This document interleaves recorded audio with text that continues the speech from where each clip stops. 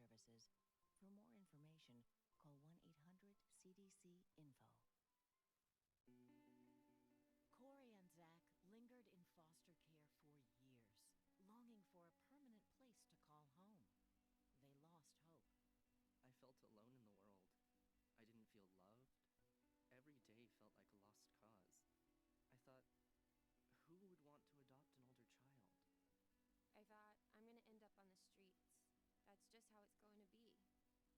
Thankfully, Corey and Zach's journey changed when they were adopted with help from the Dave Thomas Foundation for Adoption. It's really difficult to wonder how you're going to make it. I'm not going to have that problem now. I just won't. Because I have a family. Today, Corey and Zach have bright futures. But every year, thousands of youth age out of foster care with no permanent family and no safety net. Learn more at davethomasfoundation.org. Hi, I'm Dr. Anita Chandra with today's tip for kids from the American Academy of Pediatrics. To keep your family healthy and safe, it's important to be ready if disasters happen. Develop a family communication plan. Make sure your family, including your children, know how to reach each other. Make a kit with first aid supplies, medicine, medical records, and comforting things for your child. Finally, talk about what to do when emergencies happen, like streets flooding, a power outage, or a fire. For more, visit healthychildren.org. I will hug my mom. I can't wait to embrace my brothers and sisters from choir. We ask people what they would do when they get back to their loved ones. I'll do a big barbecue and squeeze every face in my family. My brother, he better be ready for that bear hug, too. I need to hug my girls. Millions of people are getting vaccinated. It's our chance to get back to what we miss so much, safely. And for people at higher risk of COVID-19 complications because of diabetes, high blood pressure, and heart conditions, or if you're a heart attack or stroke survivor, the COVID-19 vaccine is an important choice. With every vaccine, we are closer to a future free of COVID-19. The vaccines are safe, effective, and the right response. Getting back to life. Set your heart on it. It's up to you. For more information, go to heart.org/vaccine. A message from the American Heart Association. Have you mixed your pain meds, your sleep meds, your allergy meds? Call the Poison Helpline. Has your child eaten a tube of toothpaste, a chip of paint, a wild mushroom? Call the Poison Helpline. Have you been bitten by a spider, a snake, an insect? Call the Poison Helpline. Poisonings can happen at the home, on the job, or in the great outdoors. Call the Poison Helpline first for fast, free advice from medical professionals. Call 1-800-222-1222 anytime, anywhere. 1-800-222-1222. Save the number, save a life. Brought to you by the U.S. Department of Health and Human Services. WWDB, Philadelphia. The talk station. Good afternoon, Greater Philadelphia area. This is Toole Time Real Estate Radio on WWDB 860 AM. I'm Tom Toole. She's Stacey Mitchell, and we've got Nick behind the camera. I think you're supposed to wave at the camera, Stacey, not at me. Although I appreciate the wave. I always love your energy. We all work at the Tom Toole Sales Group at RE/MAX Mainline, the number one RE/MAX team in Pennsylvania since 2018. And if you get some value out of this show, do us a favor, subscribe to the YouTube channel, give us a like, only if you like the show. If you don't like it, you don't have to give us a subscribe. And again, we're live every week on Facebook, YouTube, Instagram. Just look up Tom Toole Sales Group. So the obvious thing to start with today, Stacey, is the Federal Reserve meeting from last week. And we're going to cover some stuff going on with the commission lawsuits, Bob Goldberg. It seems like these stories keep evolving, and they're really dominating the headlines. But first, for consumers, I know a lot of people were waiting with bated breath about what happened after the Fed meeting. So if you don't know what happened, they opted not to raise the key interest rate, the federal funds rate. They kept it steady, which everyone predicted would happen. And the market reacted. We're seeing rates kind of still bounce around. Like, it's almost daily. They're going up like 1/8 of a point. They're down 1/8 of a point. Today we're getting quoted 7 3/8. It was like 7 1/8 last week. It was closer to 7 1/2 earlier this week. It seems like this is where rates are going to be as a result of that Fed meeting. What were your takeaways from the Fed meeting, Stacey? Let's start there. Well, they decided not to raise, but they also indicated that they definitely would be looking to raise their basis points again. I think towards the end of this year, they signaled that there would be another rate hike. Mm-hmm. So they signaled that, I guess, because they don't want people to get too comfortable since they didn't do it this time. But honestly, I thought they might have raised it this time. That was my prediction. So you were wrong. So I was wrong. And I'm glad you were wrong, by the way. This is a good wrong. Yeah, but I still think that they're still on, a collision course here. They're still going to raise a number of times because the inflation is not getting to their magic number. So they will continue on this path until the inflation gets at their magic number of 2%. But as far as the mortgage rates, I think that people are used to these rates right now where they are.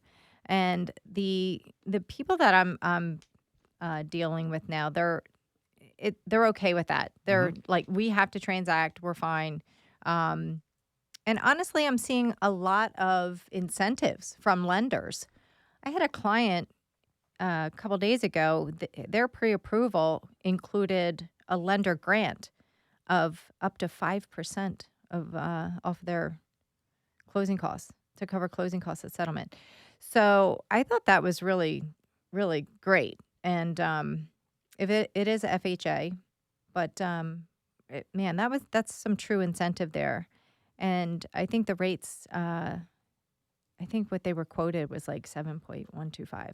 So it's a good start, especially for first-time home buyers. And I think that that's going to help with their closing costs.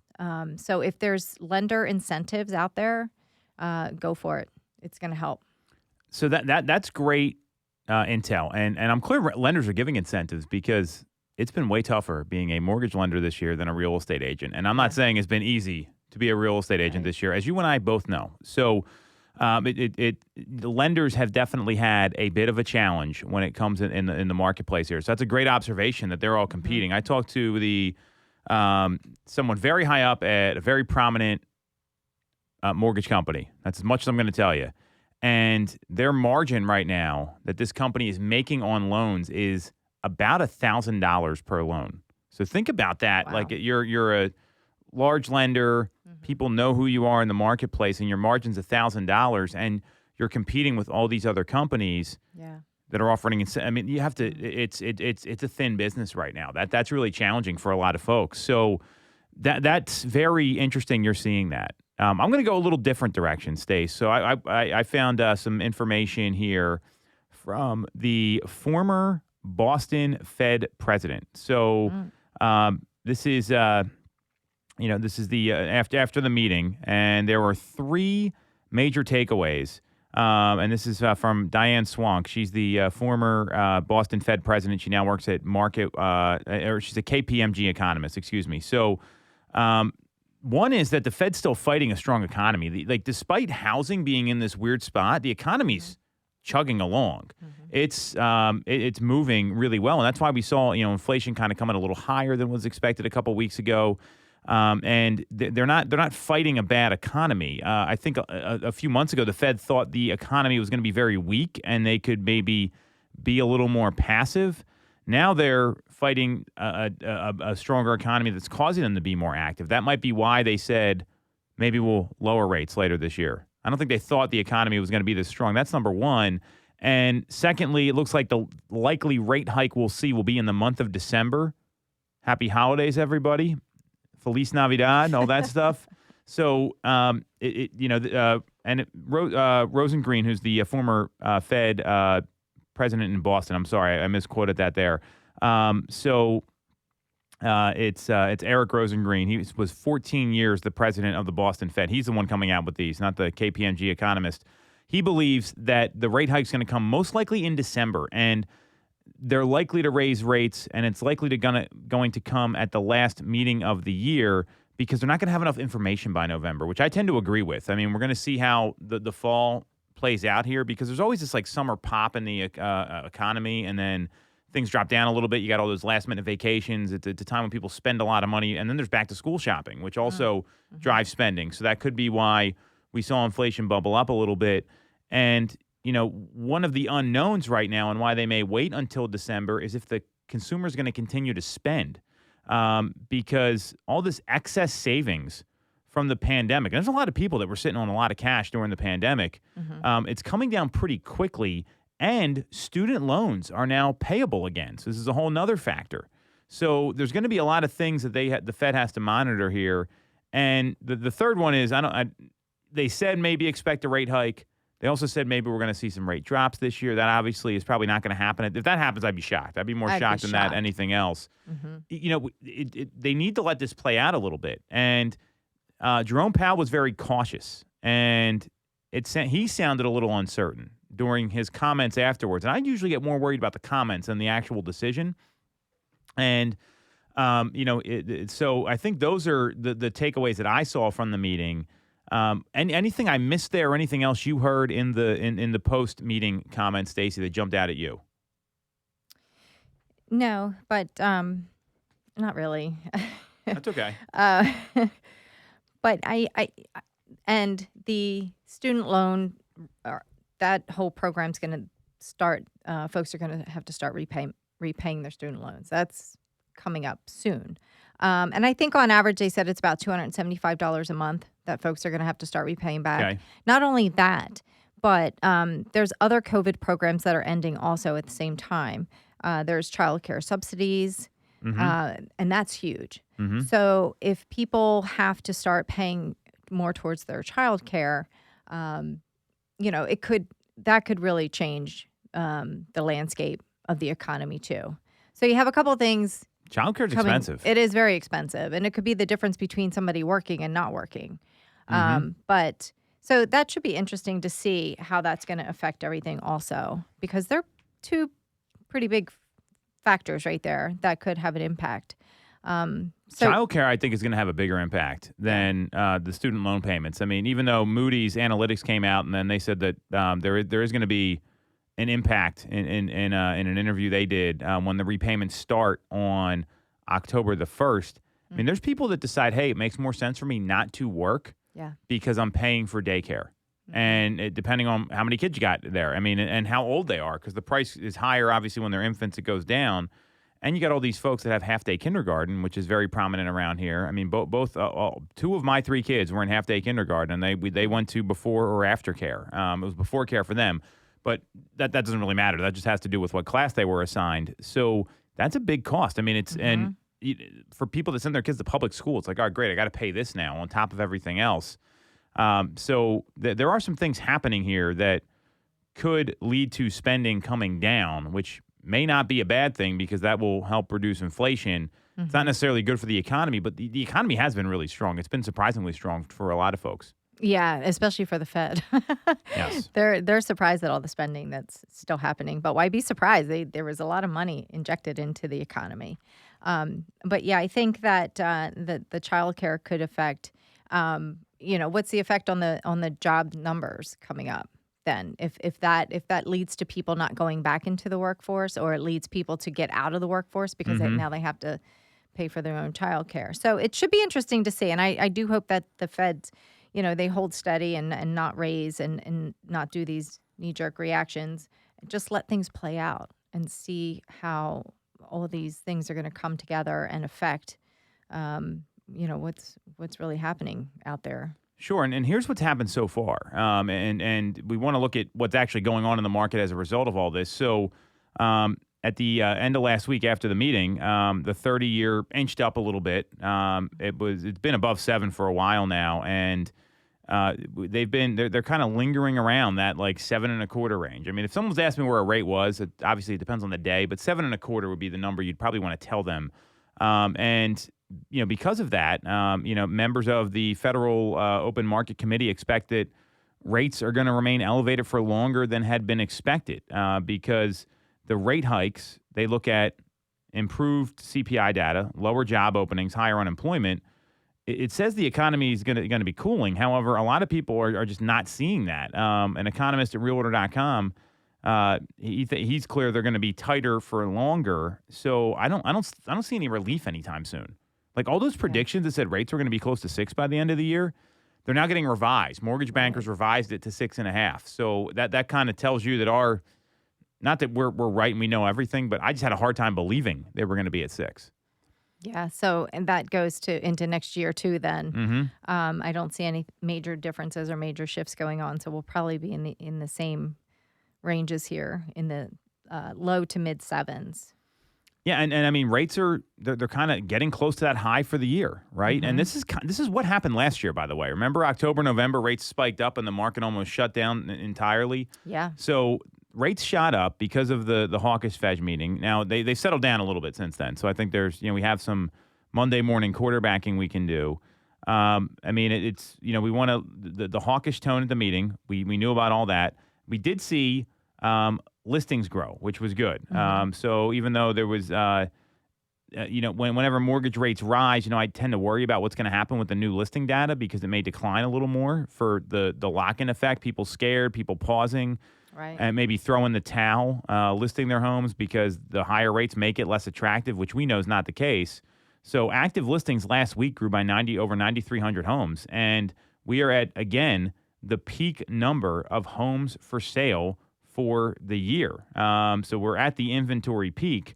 It's 527,000 homes. So this is not slowed down yet. So that's the good news here. And you're in the trenches every day. I'm out there, talking to sellers, working on helping those people navigate all this. What are you saying to your folks in the trenches right now? Everything we just talked about. There's all this noise. How do you make people understand what's going on so they can make a good decision? Because we just talked in a lot of economic jargon, and I think it gets tough for a lot of people. I was just having this conversation today with a couple other people, with a lender and another agent. And there's a lot of people that are on the sideline saying, I'm going to wait for the interest rates to drop. I'm going to wait for the home prices to drop. And I have to ask them, well, as far as home prices, what are you looking for as far as waiting for them to drop? By $10,000, by $25,000, by $50,000, $100,000? Where's your number? And they kind of look at you like they're very confused. They don't really know. It's just a thing that they say, I think. Because first of all, you don't want home prices to drop, and they're not going to drop. When a house closes, it becomes a comp. So if there is competition and there's multiple offers on a home, most likely it's going to go over that asking price. A lot of people are making up differences in appraisal deficits. So the homes, they close at those price points, So we're not having to renegotiate. Especially with these cash buyers, and they're borrowing money from their parents. And what's the number of cash buyers? We were shocked at that number. It was over 50%. I'll have to find it. Yeah. So there's a lot of cash buyers out there, so we don't have to worry about appraisals. But it's just interesting to me because 1/3. One-third. That's a lot. Bananas number. Yeah. Yeah. That's So according to Redfin. it's just trying to educate them on, the reality of the interest rates, what it means, and getting them to distill it down to their monthly payment. And where are you comfortable? What were you thinking of your monthly payment to be, including your taxes and your insurance? So I think when you break it down like that, and then you understand, I have a lot of tools that I use, a lot of charts, historic data that I show them where the interest rates were, and also the housing prices, and also the rental prices. And, even though they say that the rents are in decline, they're still not in decline to a point where people are happy or find it affordable. Yep. So your rent is 100% interest in my book. So if you're going to continue to pay that, it's just money going out. Where you could find opportunity in the market, there is opportunity out here. I agree with that. There's homes that are overpriced sitting on the market or that need a little extra love, TLC. But there's definitely opportunity out there. So if people do really have a need and a want to move and make a purchase, there's ways to get it done. So that's great advice on the purchase side. What I'm telling sellers right now, because I've had this conversation with a lot of folks, it's should we wait now or should we list now or should we wait until the end of let me start over. Should we list now or should we wait until the spring of next year? And the first question is, where are you moving to? Because if they don't know where they're moving, then there's no point in putting your house on the market. We just had this conversation earlier. That can be a full stop for a lot of people. So assuming they have a place to go, there's going to be more inventory come the first 2 weeks of January. I especially in our marketplace, I am super clear on that. I've studied the trends. I've been through this the seasonal flow for 2 decades plus. There's going to be more homes that come on the market after January. So you got to ask yourself, do you want to be the only option out there now or one of the few options when demand is still high? Or do you want to be competing against more people? We don't know where rates are going to go. Rates are going to be the same for everybody buying a house, effectively, for the most part, unless their credit's messed up or something like that. Or do you want to wait and maybe there's more inventory and there could be even more homes that come on the market if rates do drop? That's the thing I'd be concerned about. And you always want to look at the whole market. And one is the timing right for you? 2, are you aware that the market might have peaked? Now you can still get a great price for your home, but it may not be that ultra great price with waived inspections and an appraisal gap coverage and all these other things. So I would look at the known quantities and then see what's going to be best for you and your household. And that may not be the same answer as what's the best time to list the home. And that's the first question. And assuming that's okay, we can do this now. I do see a lot of opportunity in the market for sellers right now to get one of these buyers that's they're kind of in the screw it mode, right? They've lost out on 3 homes. Yep. They're tired of looking. Yeah. Their house gets smaller every day because they're living there with their kids. They get more stuff. Or their house gets bigger every day. They can't maintain it. They want to be in by the end of the year. There's folks out there that have been losing properties. That's the buyer you want because there's plenty of new faces that show up after the first of the year. They tend to have a little bit of a different approach than the person that maybe has lost out on a couple agreements. Agree, disagree? What do you think? No, I agree with that 100%. Yep. So if you want to be the consumer that is savvy about this, I would be looking at how do I move my time frame up and deal in the known quantities now because I don't see the rates coming down. A lot of economists and predictors are saying this is the market we're going to be in for the next 2 to 3 years, let alone the next 3 to 6 months. And waiting it's a tough thing because you don't know what's going to happen. And it could go great. It could not go great. We know what we know now, and if it's the right home for you and you're going to be happy there long term, or it's the right move for you and you're going to be happy long term, that's the reason to transact. And a lot of folks don't tend to focus on that. So let's take a quick break. We're going to come right back. We're going to talk about the latest commission lawsuit news. There's actually some positive news in here. I know you talked about the RE/MAX settlement last week, which was a big deal. And we're also going to talk about what's going on at NAR with Bob Goldberg and a demanded resignation. Next on Toole Time Real Estate Radio on WWDB 860 AM. For the best local mortgage service and great rates on your money, look no further than Mortgage America. We've been operating in the greater Philadelphia area for 40 years with a focus on smooth, easy access to home purchasing. Whether you're a first-time buyer, upsizing or downsizing, or just refinancing, we have programs for you. We also have closing cost assistance programs and access to subsidized interest rates. Pre-approval is free, no costs or commitments. To learn more, visit our website at mymortgageamerica.com or give us a call at 610-439-8000. We always have a person available to take your call with around-the-clock human service. Purchase your home with the personalized, local service you find at Mortgage America. Mortgage America is an equal housing lender. NMLS 128501. When you're getting a mortgage, you shouldn't have to sacrifice great service just to get a great rate. At Mortgage America, we've been lending with this philosophy for over 35 years. We have access to great low rates without the complications and delays of big or online banks. We're a local Pennsylvania lender with loan officers that you can actually meet. As PHFA's #1 lender, we specialize in all residential mortgage programs, including first-time buyer programs and low down payment options. For your free pre-approval, call us at 610-439-8000 or apply online at mymortgageamerica.com. Mortgage America is an equal housing lender. NMLS 128501. The Tom Toole Sales Group is the #1 RE/MAX team in Pennsylvania with over $165 million in volume for 2021. I'm Tom Toole, and our team has achieved that kind of success by being a great place to work with and to work for. No one knows Greater Philly better than we do. We know real estate, but more importantly, we're real people. We hire the best agents, and we give them all the tools to succeed. Even our brand new agents sell 17 to 24 homes a year because our team delivers the best experience in real estate. Teams deliver a better experience than individuals, and we're a top 1% real estate team in the country. We call it AAA service. We're your advocate, ally, and advisor because this isn't a transaction to us. It's a relationship. If you're buying or selling a home, call the Tom Toole Sales Group at RE/MAX main line at 610-692-6976 or visit tomtoole.com. That's tomtoole.com. Sell your home for more, and remember the real estate golden rule. You always get more when you work with Tom Toole. Have you considered a career in real estate? Do you want control over your income? Whether you have a license or not, call us today at 610-692-6976 or visit tomtoole.com. Join our team, the Tom Toole Sales Group at RE/MAX main line.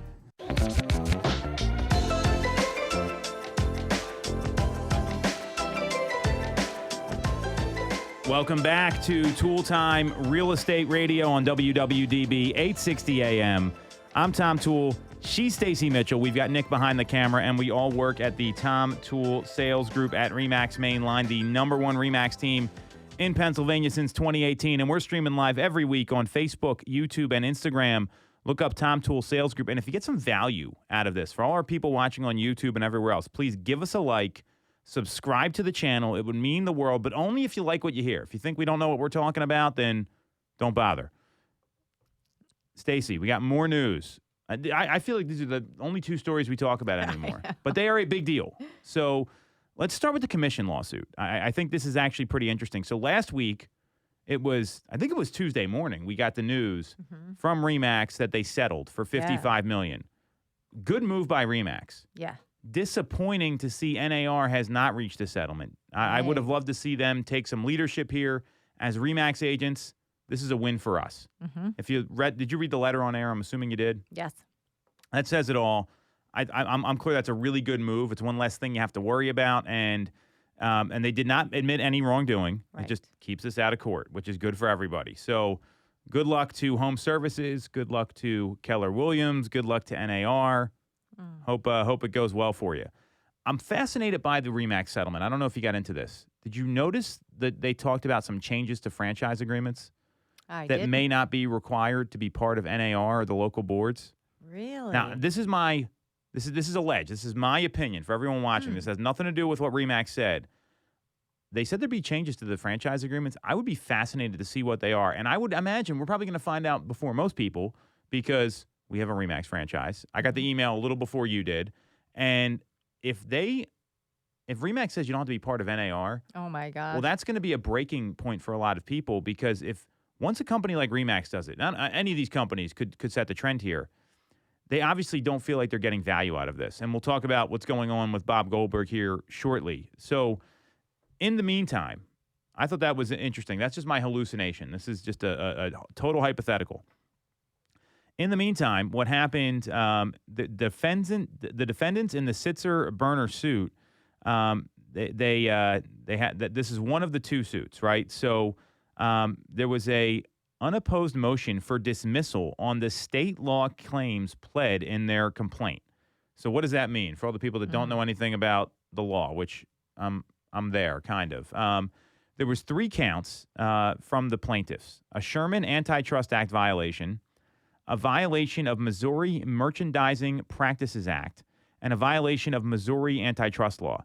And according to the motion, the plaintiffs found that the 2 state claims were redundant to the Antitrust Act. So what this does, in my view, the plaintiffs stated that the state law claims pled are largely duplicate claims of the Sherman Antitrust Act in count number 1. And the plaintiffs added that they filed a motion to dismiss those counts, which trial's happening in like 3 weeks. Wow. Or not even. It's 2 weeks, 14 days. It's on the 16th. Maybe 3 weeks. I was right the first time. And, seeing that come down, I think it actually makes it easier for the defendants to, which is now KW, NAR, and Home Services, because they're not dealing with these state laws. They're dealing just with the Sherman Antitrust Act. And NAR didn't oppose those motions. And they look at the Mantle Williams, the NAR VP of Communications, wrote in an email that pro-competitive, pro-consumer local MLS broker marketplaces, they ensure equity, efficiency, transparency, and market-driven pricing options for home buyers and sellers. And they plan on presenting their case at trial. Wow. So do you think this is a smart move going to trial? I think that's my first question here. It's risky. I can't believe these guys are going, and gals. Either. I mean, it's men and women. Right. it's always risky when you do that. Because, I mean, I guess they feel confident because they're going to trial. Or maybe they're just saying that and then there's going to be a last-minute settlement. That typically is what happens. Both sides kind of drag it out as long as they can. It's like, who's going to blink first? But I think NAR has a lot of things going on right now. So it would definitely be best if they tried to come to some type of settlement agreement. There's other things that they really need to focus on. But having Anywhere and Remax kind of set the stage here, it would be easier for them, I think, to negotiate and have a settlement. It would have been nice for all these companies. They're talking, right? I mean, these people. I mean, I've been to the T360 conference, and all the CEOs get together. They hang out. I mean, it's. I mean, you see Nick Bailey there. You see Gary Keller didn't come this year, but he's usually there. You see, all these people are together. The CEO of Home Services, whoever they are. I would have loved to see them do this together, but at the same time, if NAR is so, it seems like they're almost indignant that, like, hey, we didn't do anything wrong. Which Remax said the same thing.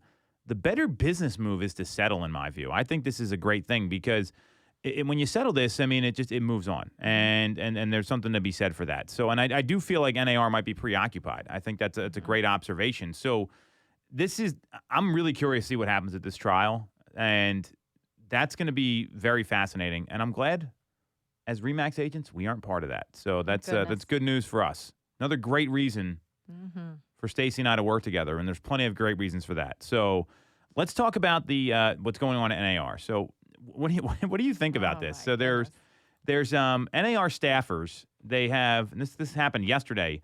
They have demanded the resignation of Bob Goldberg and other leaders. So Bob Goldberg is the CEO of NAR.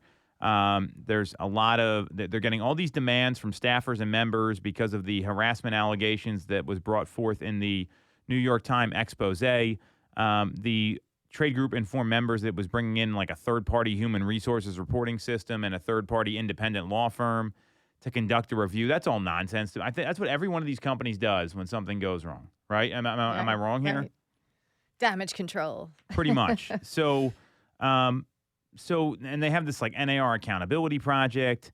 So now there was an email to NAR staff that was obtained by Housing Wire that said NAR CEO Bob Goldberg wrote that there's a company is going to conduct, it's a law firm, an independent law review to make recommendations to improve procedures, trainings, and systems to prevent inappropriate behavior, encourage reporting of alleged misconduct, and promote an environment of transparency and accountability.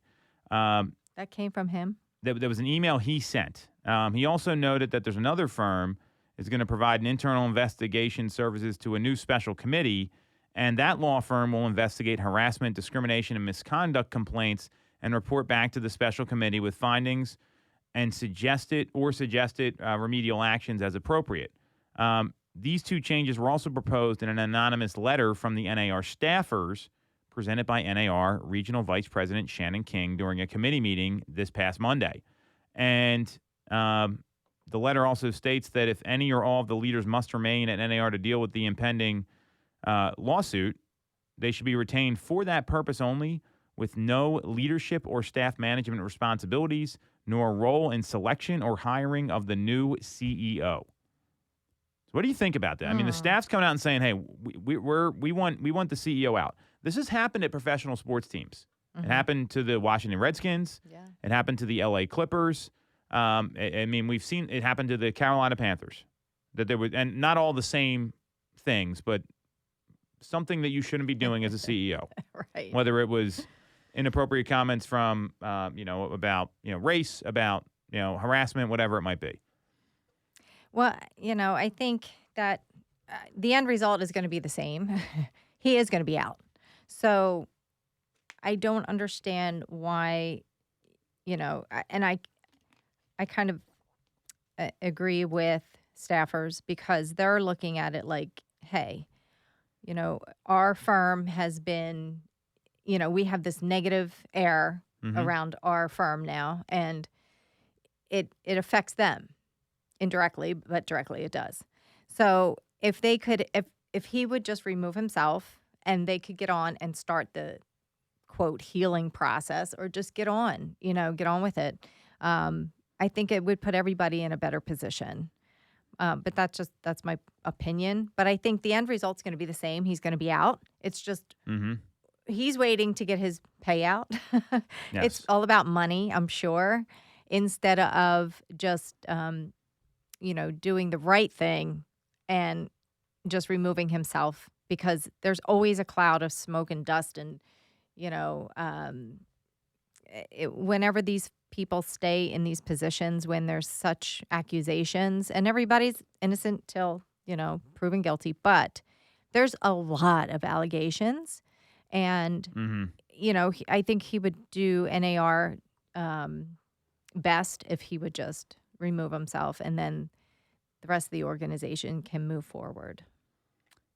It would be nice to see someone do the right thing in one of these situations, and I understand it was the president, Kenny Parcell, was the one that was he resigned like right away, right? So it tells you who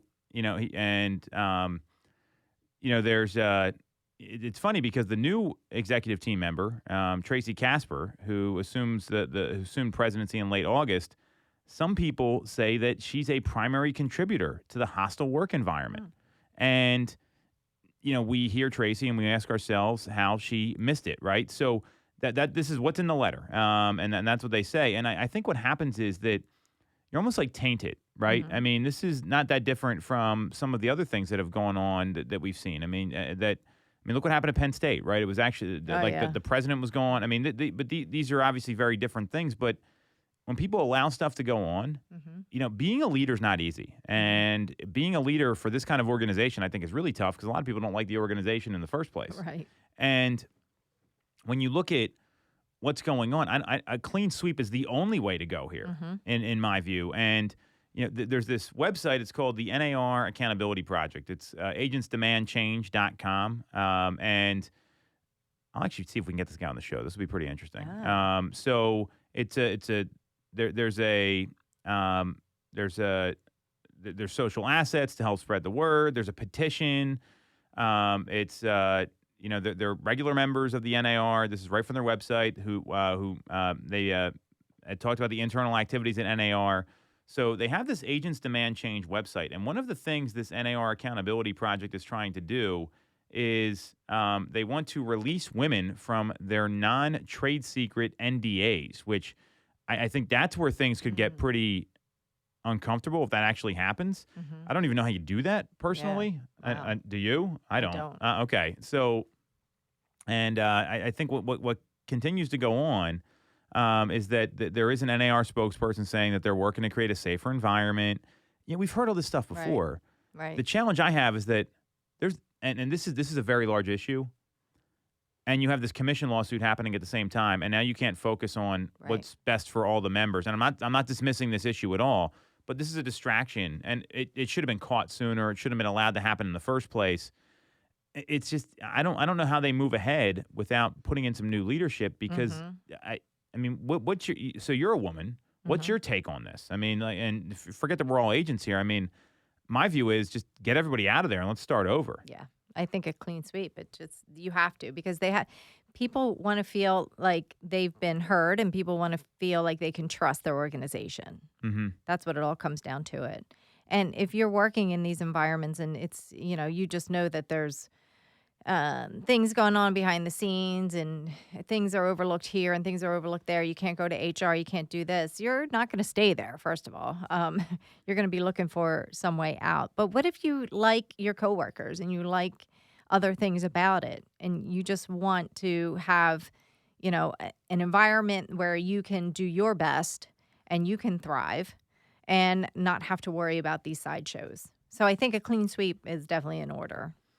Get new leadership right away. Yeah, and this letter is that they really target the new president, where they say that internal leaders who are in positions of power that did nothing to protect staff, they name some names, and then the letter goes on to say, while the new president shamed the individuals who leaked an internal memo and those who exposed its contents versus those who tried to bury it and got caught. That's a real problem, right? Yeah. People are going to be watching this very closely. NAR's got some issues, and that's why I'm fascinated by the settlement, to bring it back to what we talked about, because if we don't have to be members of NAR, besides I see two value points of being a member of NAR right now. One is dispute resolution. I find value in that for buyers and sellers. It keeps things out of court. Like, have you ever been to an arbitration hearing or a mediation? So I've been to a few, and it eliminates a lot of nonsense, and it gets people in a room where they can work it out, because a lot of times when there's a dispute, and you've been in transactions, it's like keyboard warriors or telephone tough guys, and everyone's yelling, but when they're in a room, magically it gets worked out. And I do see value in that. Other people are going to say they see value in the electronic lockbox for security reasons. This market is very odd here, because we have some agents that refuse to pay for it. Mm-hmm. And then if you put an electronic lockbox on your listing, now you're having to go meet these people because they don't have one, right? And it's agents from Philadelphia and Delaware County. It's really like Chester County seems to be the area that uses it more than anywhere else. Yeah. Some people are going to see value in that. I do believe in the dispute resolution. I see that as something that's important. I like the idea of a code of ethics. All that stuff's great. Mm-hmm. Challenge is you got all this going on. How are they going to enforce a code of ethics when this is what happens at the main offices? Yeah, a little hypocrisy there. So that'll be that's why these things are so closely tied, and maybe that's why NAR is not settling. Yeah, that could be. They're dealing with all sorts of nonsense, and it's like They're all over the place. It's like the real estate agent that focuses on everything except the things that will make them money. Exactly. Do you know what I mean? Like they're in the right. whirlwind all the time. Like, I'm the most organized. I respond to people right away, and I haven't set a new appointment in 4 weeks. It's that's what makes me a little nervous here. So interesting times to be a member of the NAR. Yeah, very much so. Yeah. So we'll take a break then here. We're going to come back. We're going to talk about what's going to happen in the fall market, if it's going to be a flop or we're going to see a lot of activity, next on Tool Time Real Estate Radio on WWDB 860 AM. When you're getting a mortgage, you shouldn't have to sacrifice great service just to get a great rate. At Mortgage America, we've been lending with this philosophy for over 35 years. We have access to great low rates without the complications and delays of big or online banks. We're a local Pennsylvania lender with loan officers that you can actually meet. As PHFA's #1 lender, we specialize in all residential mortgage programs, including first-time buyer programs and low down payment options. For your free pre-approval, call us at 610-439-8000 or apply online at mymortgageamerica.com. Mortgage America is equal housing lender, NMLS 1285001. I'm Tom Toole of the Tom Toole Sales Group at RE/MAX Main Line. If you're thinking of becoming a real estate agent in the greater Philly area, I have a special offer for you. Our team did $165 million of volume in 2021, making us the #1 RE/MAX team in Pennsylvania and a top 1% team nationally. Our agents love us because we offer them a successful career, a great life, and an unbeatable culture. Agents who've been with us for at least a year average 30-plus sales. Even our brand new agents average 17 to 24 sales a year. We offer proven systems and expert training. We help you set more appointments and sell more houses. Now here's the offer. If you don't have a real estate license yet, we offer real estate scholarships so you can get one for free. Check it out at realestateScholarshipProgram.com or visit the Tom Toole Sales Group at RE/MAX Main Line at tomtoole.com. That's tomtoole.com. Get more out of your real estate career, and remember the real estate golden rule. You always get more when you work with Tom Toole. You shouldn't have to deal with all the red tape when getting your mortgage from a big or online bank. At Mortgage America, we have access to big bank money, but with the personalized and detailed service of a local bank. We are here in your community and ready to serve with fast settlements, low down payment options, and first-time homebuyer programs. Pre-approval is free, no costs or commitments. For more information, visit our website at mymortgageamerica.com or give us a call at 610-439-8000. Mortgage America is equal housing lender, NMLS 1285001. Have you considered a career in real estate? Do you want control over your income? Whether you have a license or not, call us today at 610-692-6976 or visit tomtoole.com. Join our team, the Tom Toole Sales Group at RE/MAX Main Line.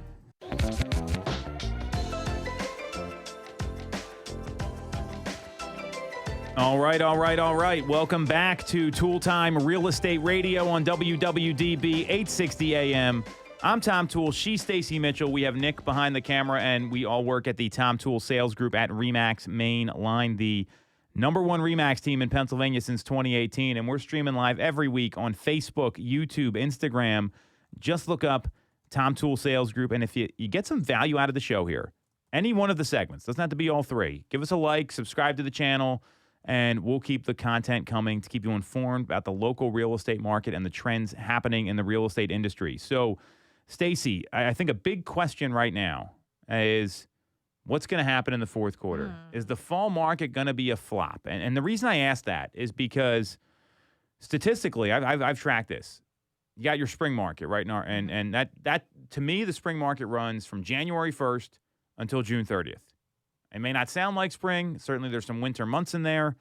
That's the spring window.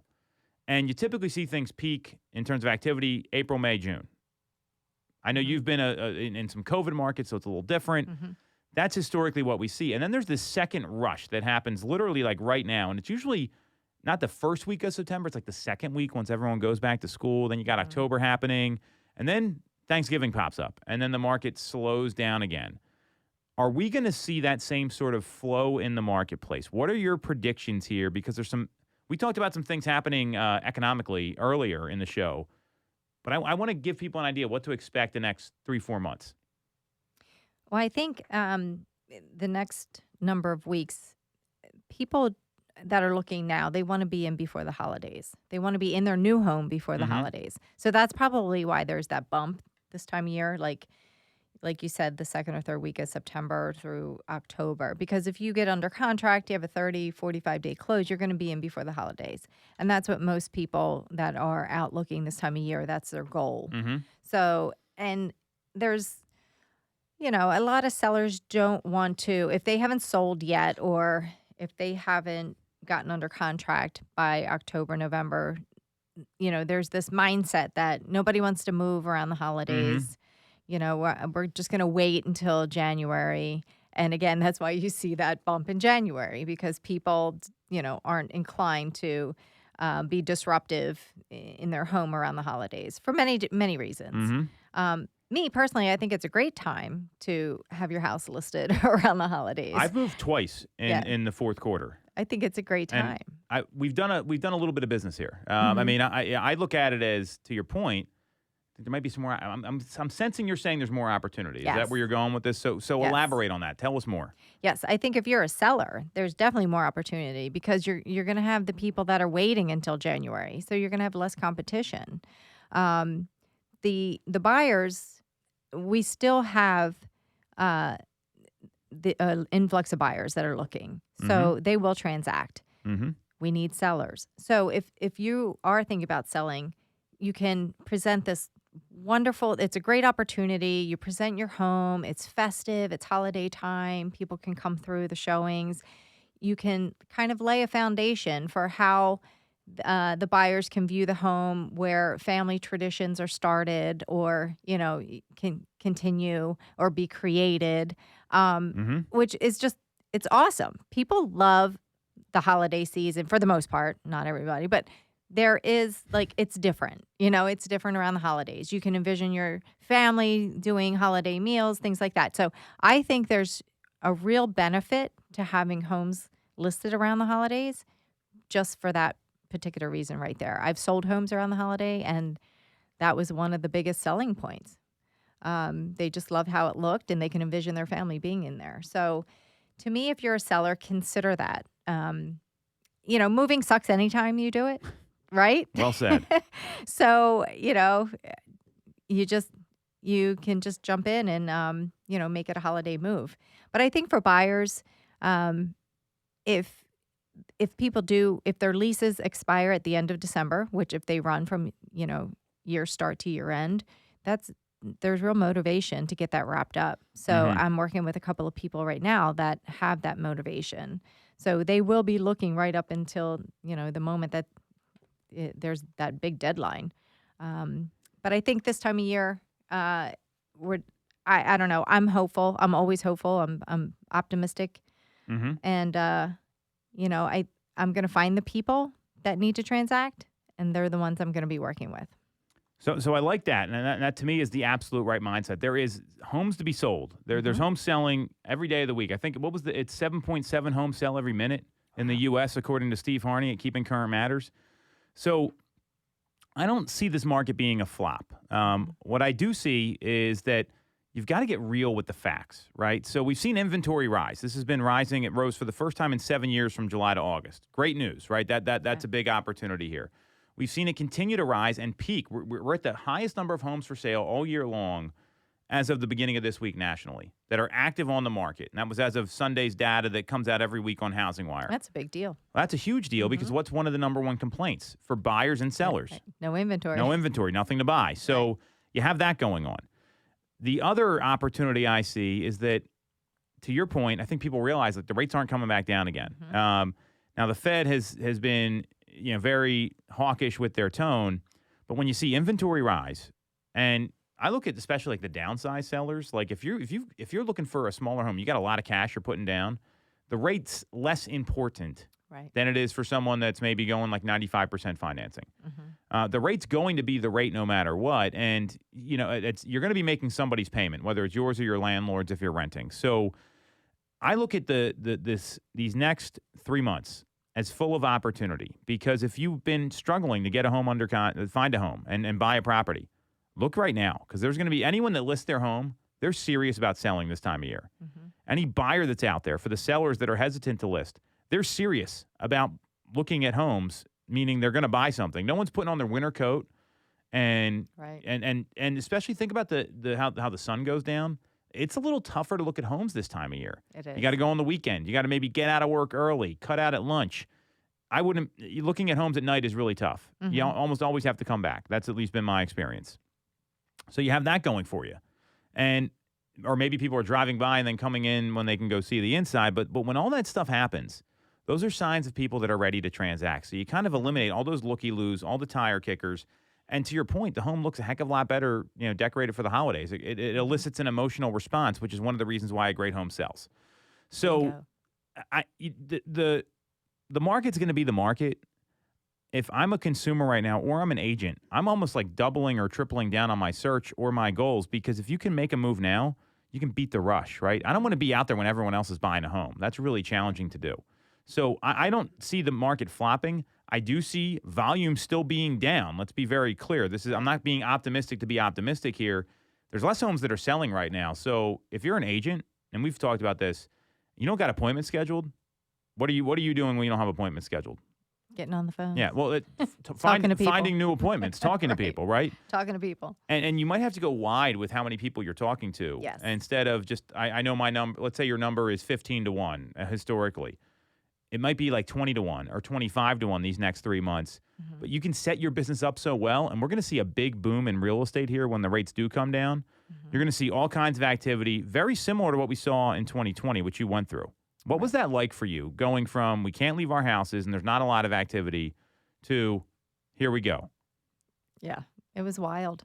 It was wild. Here we go. It was very wild. There definitely wasn't enough time in the day. There was a lot of just a lot of people came back.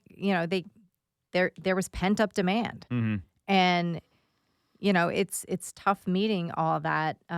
But you just do it. You go on autopilot and get out there and look. I thought it was very exciting. I like to be busy, so for me it was great. That's why you're great at your job. But because I like to get people in their homes. So for this, I don't. I think it's just going to be a normal market, and there's definitely opportunity. So for those people that are looking, get your mindset right. Get out there, look at homes. Like Tom said, it is going to be harder because the sun goes down earlier. So you do have to make other arrangements to get out and look at the exterior, and then get in to look at the interior. I notice, though, there's lots of open houses. So that's one thing that came back in full force, because that was kind of lacking around, during COVID. There was no open houses because crowd control. So get out and see, take advantage of those open houses. Get inside. The more homes you can see, then you can really, if you are undecided about what style you like and what exactly you're looking for, then that's going to really help. But I think this fall is going to be great. And to your point about if interest rates drop and people are going to come back into the market, there's going to be so much more competition then. You might be in the same spot. Yeah, that's my point. If you think there's competition now, there's going to be so much competition then, and you are going to pay higher prices. So now is the perfect mix. So the interest rates are the interest rates, but we know where the housing prices are now. If the interest rates drop, guaranteed the home prices are going to increase. They're not coming down because there is going to be the influx of buyers. There's going to be more competition. There's going to be multiple offers. We've seen it. We've watched it. And again, when one house closes, it becomes a comp in the neighborhood, and people look to that. And that's where they'll start their price. Well, think about that, though, is that do you want to be out there with competing again? I mean, you lose your ability to get a home inspection. You lose your ability to maybe think a day about the house. I mean, so there's a lot of things happening that way. And a wise man, Warren Buffett, said you want to be the one buying when nobody else is buying. So I would argue that you want to move up your time frame now. And if you don't find a house you like, don't buy it. It's got to be the right house. I think that's the most important thing. So that's it for this week's episode. We said it all, Stacey. You want to follow us? Stacey's on Instagram. She's at the number 2 Mitchko. You can follow me at Tom Toole 3RD on Instagram. And again, if you like the show, you found any sort of value, do us a favor and subscribe to the channel and like the video. It would mean a lot to us. It's all on YouTube. Just look up Tom Toole Sales Group. And we'll be back next week on WWDB 860 AM. That's it for this week's episode of Tool Time Real Estate Radio.